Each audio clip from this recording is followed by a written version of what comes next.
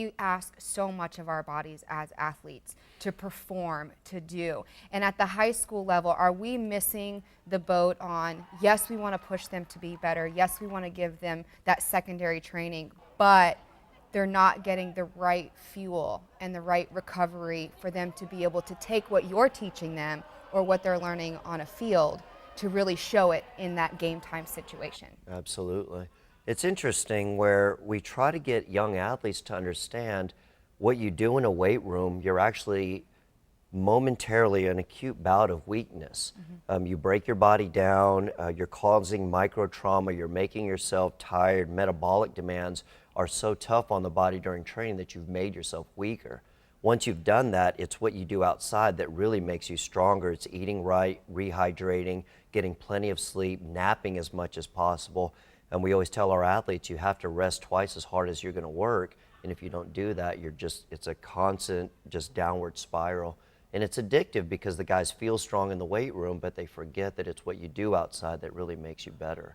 What is that window that you try to stress to your athletes? I think a lot of people are going to joke and say, okay, a nap is part of my workout routine. It's as important as me to take a nap as it is for me to go to that workout and lift weights. What is that window of recovery that you're stressing to your athletes? Well, it's interesting because the science will really point to post-workout, the sooner the better. So get some nutrition into your body as early as possible. It's interesting, they're backloading.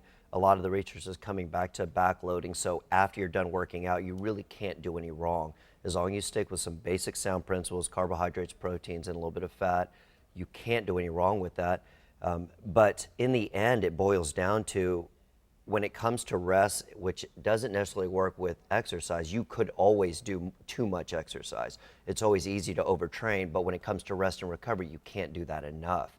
So if you can get 2 naps, awesome. If you can get 3 naps, awesome. If you can get 10 hours of sleep, fantastic, which, yeah. I'm loving this. Oh, so the more the better, the more the better. Well, let's really talk about, because kind of falling in that same line of recovery is hydration. Are we getting enough fluids in the body? And when do we say water, and when do we go to sports drinks and the electrolytes and the replenishing of what you're sweating out in those workouts or on the football field or wherever this workout is consisting of, even in the pool? Where do we make the decision on what we should be hydrating our body with? I always say water and fruit juice, and if you can't get any of that, obviously go to the electrolyte solutions. In terms of volume, you can't drink enough. I know there was a point in time where research came out and said, watch out for drinking too much because it could be dangerous. Rarely is that ever a case, and we've never really come across an athlete that was drinking just too much water. That becomes truly a psychological development issue.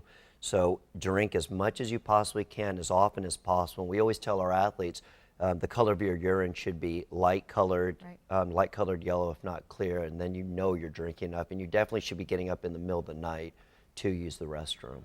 That is such great information. We definitely thank you for being a part of this show. Oh my God, thank you. This has been fantastic.